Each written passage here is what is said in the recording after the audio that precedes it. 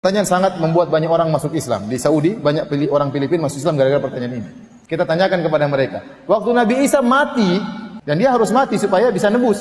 Kalau nggak mati nggak bisa nebus, ya nggak? Waktu dia mati, meninggal dunia, disalib menurut keyakinan mereka, Allah ikut mati atau tidak? Pertanyaannya itu dulu. Kalau mereka bilang Allah Tuhan Bapa tidak ikut mati, ini dalil bahwasanya Isa bukan Bapa. Pecahlah, gugurlah teori Trinitas. Kalau mereka bilang Tuhan tidak mati, Bapak tidak mati, yang mati cuma Nabi Isa, berarti Tuhan anak bukan Tuhan Bapa. Berarti tidak ada hubungannya. Anaknya mati, bapaknya masih hidup. Kalau mereka bilang Tuhan Bapa juga ikut mati, waduh gawat. Yang hidupkan siapa kalau begitu?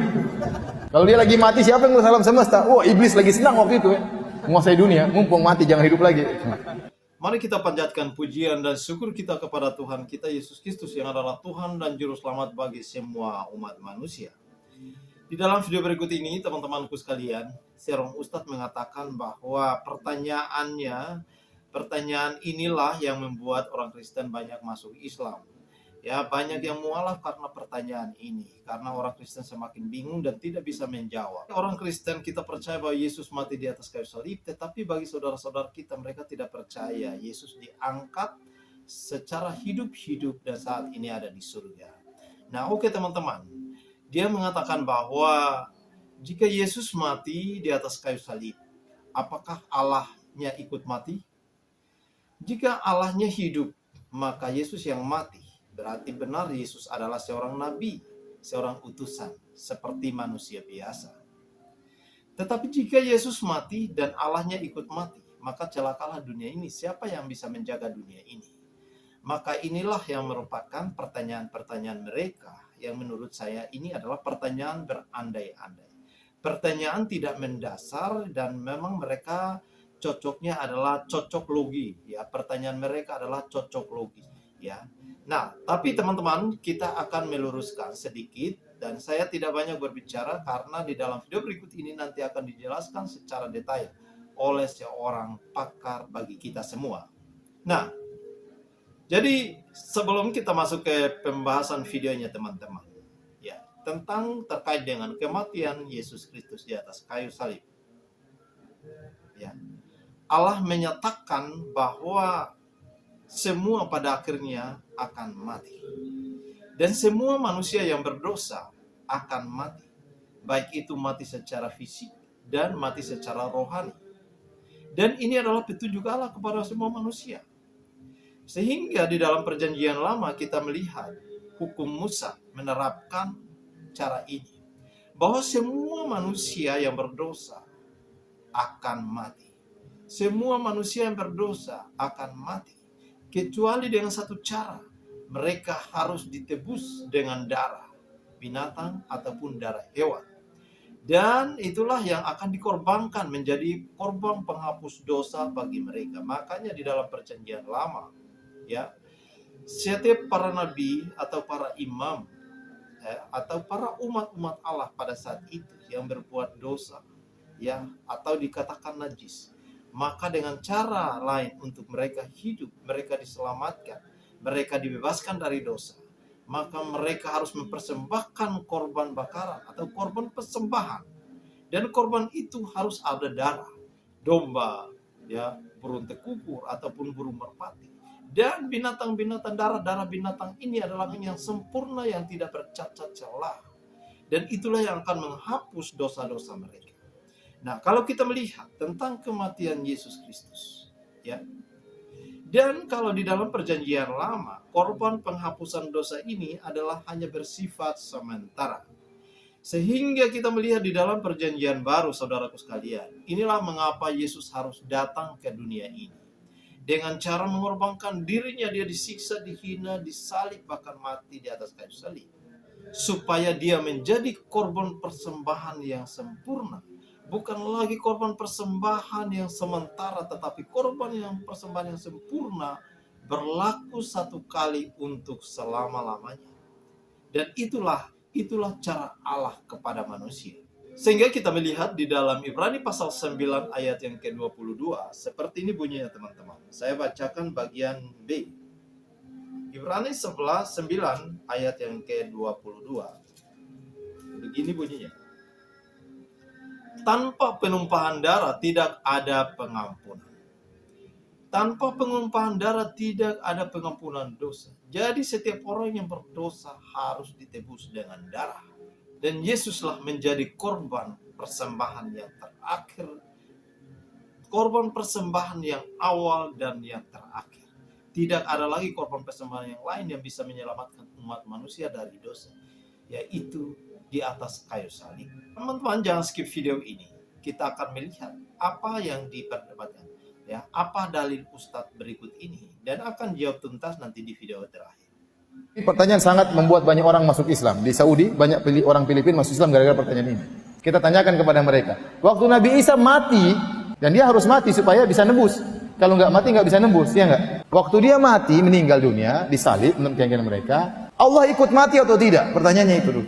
Kalau mereka bilang Allah Tuhan Bapa tidak ikut mati, ini dalil bahwasanya Isa bukan Bapa. Pecahlah, gugurlah teori Trinitas. Kalau mereka bilang Tuhan tidak mati, Bapa tidak mati, yang mati cuma Nabi Isa, berarti Tuhan anak bukan Tuhan Bapa. Berarti tidak ada hubungannya. Anaknya mati, bapaknya masih hidup. Kalau mereka bilang Tuhan Bapa juga ikut mati, waduh gawat. Yang hidupkan siapa kalau begitu?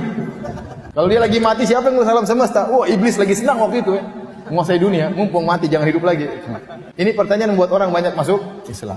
Kasihan saudara-saudara kita yang terjebak dengan filsafat atau filosofi Nasara, filosofinya Paulus yang sangat tidak logis, tidak logis.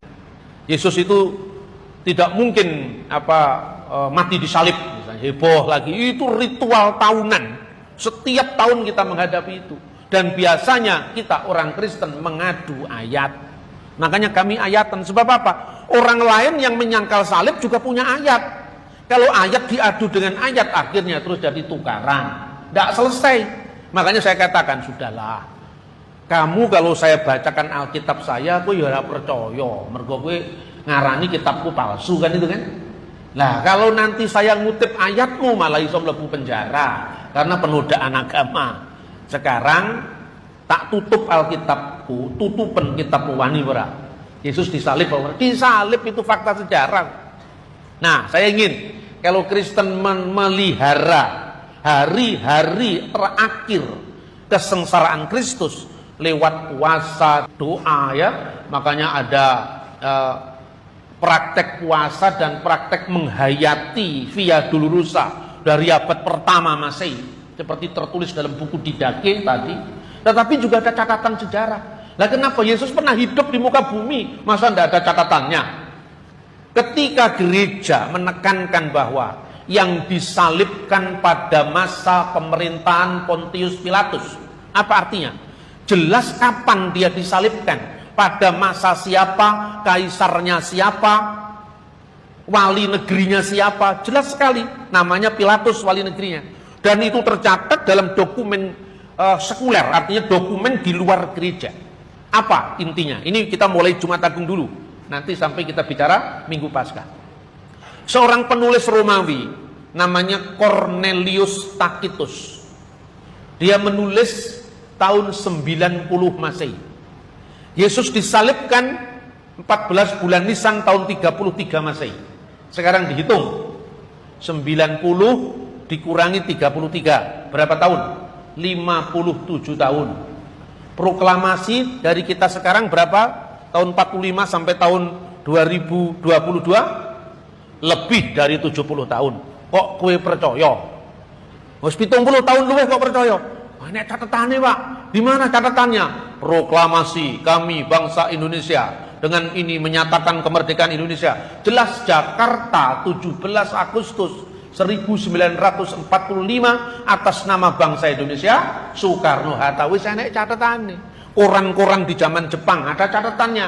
Lah, matinya Kristus sampai fenomena kebangkitan Yesus itu catatannya di luar Alkitab juga ada. Mula rasa ngrungokne wong waca Alkitab kok cukup. Karena apa? Itu kaidah iman kita. Kita tidak boleh mendasarkan kebenaran iman kita dari opini orang lain. Nah, Cornelius Tacitus itu mengatakan dalam bahasa Latin begini. Auctor nominis eius Christus. Kristus yang dari namanya orang-orang itu berasal, artinya orang-orang Kristen. Disebutkan demikian, Tibero imperitate per procuratorem Pilatum supplicio advectus erat. telah disalibkan pada masa Kaisar Tiberius di bawah prokurator kita Pontius Pilatus. Ini tahun 90 itu saya catatan menunggu. Jadi tidak usah kita bingung ketika nanti kalau tetangga sebelah mutar kaset khotbah yang isinya provokatif, tidak usah didengarkan. Bisa dirungok nih, gitu. Saya selalu mengatakan sesungguhnya Yesus tidak disalib sekarep mulang, sekarep wis. Ora disalib yo wis ben puas neng wis. Terus lek dijak ngombe kopi ya wis ora usah ngomong-ngomong ngono. Bapak ndak siap dialog lho, bukan dari itu monolog. Lah kowe maksa ayat kok. Engko lek aku nanggapi ayat aku malah mlebu penjara wegah. Karena apa? Negeri ini masih tebang pilih dalam penegakan hukum. Contohnya, sama-sama terbukti di depan pengadilan melakukan tindak pidana penodaan agama. Kenapa Yahya Waloni dihukum 5 bulan? Tapi Muhammad KC dihukum 10 tahun? Ini tidak masuk akal. Maka orang Kristen jangan kita ikut terbawa arus. Kita bisa menegakkan kebenaran kita tanpa harus menghujat orang lain. Maka kalau orang lain mengatakan mereka tidak membunuhnya dan mereka tidak menyalibnya, melainkan yang disamarkan bagi mereka. Terus tak takon, wis, sampun Pak, ya wis lah. Wis karep-karepmu. Lah aku orang ngono gitu loh. Karena apa? Ini harus hati-hati, kita harus pintar membaca tanda-tanda zaman. Gitu kan? Ya, memang selama dunia ini tidak adil, kekristenan itu selalu terpojokkan. Nah, daripada terpojokkan lebih baik kita mojok-mojok sendiri. Minum kopi di situ, itu loh. Ya, atau makan satenya Pak Kuat di situ.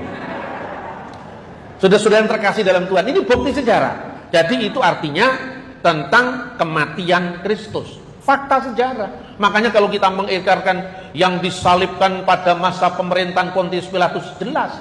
Bukan hanya dia.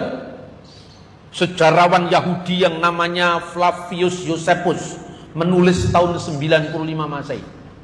Pada zaman itu ada seorang bijaksana yang namanya Yesus. Itu pun kalau boleh disebut manusia.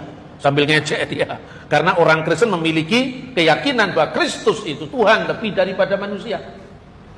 Dia suka membuat perbuatan-perbuatan ajaib katanya. Ini sejarawan Yahudi. Dalam bukunya Sejarah Kuno Bangsa Yahudi, buku ke-18. Jelas kan rujukannya?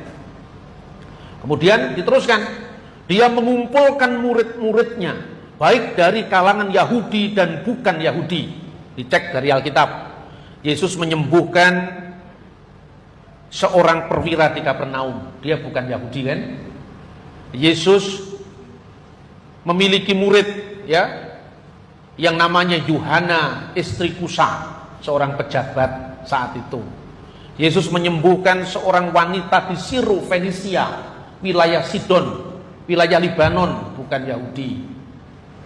Dan juga orang-orang Yahudi, khususnya dari 12 muridnya dan dari 70 muridnya yang lain.